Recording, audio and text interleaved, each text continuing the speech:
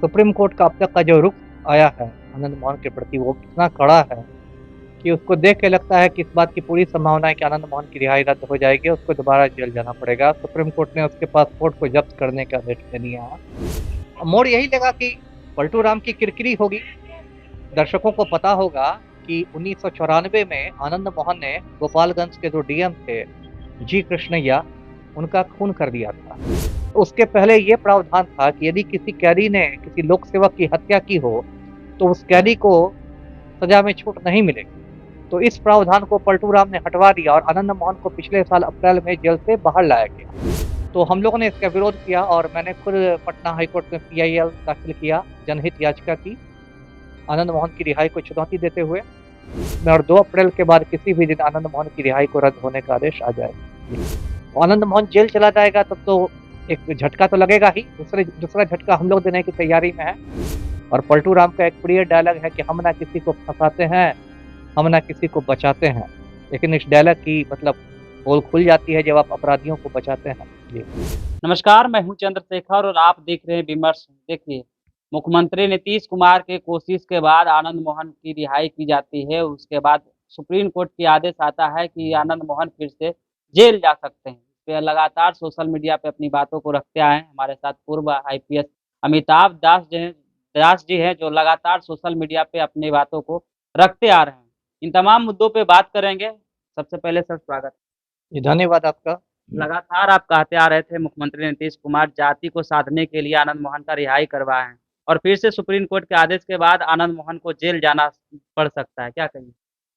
जी, इसकी बहुत संभावना है कि आनंद मोहन दोबारा जेल जाएगा। मैं दर्शकों को बताऊँ कि आगामी 2 अप्रैल को आखिरी सुनवाई होगी सुप्रीम कोर्ट में आनंद मोहन की रिहाई के मामले पर। और सुप्रीम कोर्ट का अब तक का जो रुख आया है आनंद मोहन के प्रति वो इतना कड़ा है कि उसको देख के लगता है कि इस बात की पूरी संभावना है कि आनंद मोहन की रिहाई रद्द हो जाएगी, उसको दोबारा जेल जाना पड़ेगा। सुप्रीम कोर्ट ने उसके पासपोर्ट को जब्त करने का आदेश दे दिया है। और ये भी आदेश दिया आनंद मोहन को कि हर 15 दिन पर वो पुलिस स्टेशन में जाके अपनी हाजिरी बनाए।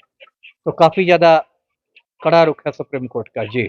आगे क्या मोड़ लेगा? मोड़ यही लगा कि पलटू राम की किरकिरी होगी। दर्शकों को पता होगा कि 1994 में आनंद मोहन ने गोपालगंज के जो डीएम थे जी कृष्णैया, उनका खून कर दिया था, नेशनल हाईवे पर खून कर दिया था।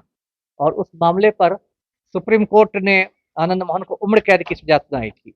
आनंद मोहन सहरसा जेल में उम्र कैद काट रहा था, लेकिन पिछले साल जो मुख्यमंत्री हैं पलटू राम, उनको लगा कि आनंद मोहन को जेल से छोड़ देने पर राजपूत वोट बैंक में सेंधमारी हो जाएगी। तो इसलिए पलटू राम ने क्या किया कि जो जेल मैनुअल था बिहार सरकार का, कारा हस्तक नियम जिसको कहते हैं, उसमें संशोधन कर दिया। और उसके पहले ये प्रावधान था कि यदि किसी कैदी ने किसी लोक सेवक की हत्या की हो, तो उस कैदी को सजा में छूट नहीं मिलेगी।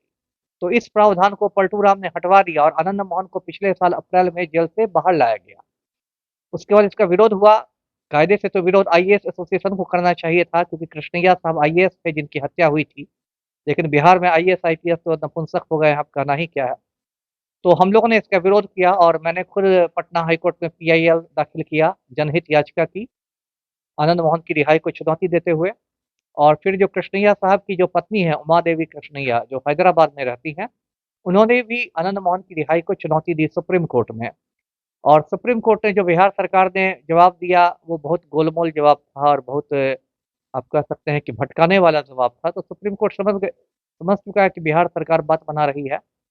तो इसलिए अब बिहार सरकार की स्थिति बहुत कमज़ोर हो गई है सुप्रीम कोर्ट में, और 2 अप्रैल के बाद किसी भी दिन आनंद मोहन की रिहाई को रद्द होने का आदेश आ जाएगा। जी। लोकसभा का चुनाव नज़दीक है और ऐसे में जिस मकसद से आनंद मोहन को नीतीश कुमार रिहा करवाए थे और फिर अगर जो सुप्रीम कोर्ट के आदेश के बाद जेल जाना पड़ता है, तो क्या नुकसान देखने को मिलेगा नीतीश कुमार? अब पहला नुकसान तो है कि पलटू राम की फ़ज़ीहत हो जाएगी। फ़ज़ीहत तो ऑलरेडी हो चुकी है, जो रही सही है, इज़्ज़त वो भी मिट्टी में मिलेगी।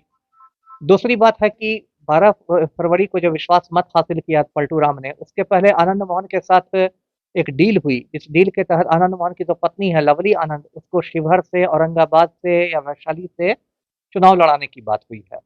आनंद मोहन जेल चला जाएगा तब तो एक झटका तो लगेगा ही, दूसरा झटका हम लोग देने की तैयारी में है, क्योंकि जहाँ से भी लवली आनंद चुनाव लड़ेंगी, हम लोग उनके खिलाफ श्रीमती उमा देवी कृष्णैया को चुनाव में उतारेंगे, जो कृष्णैया साहब की पत्नी है। जी।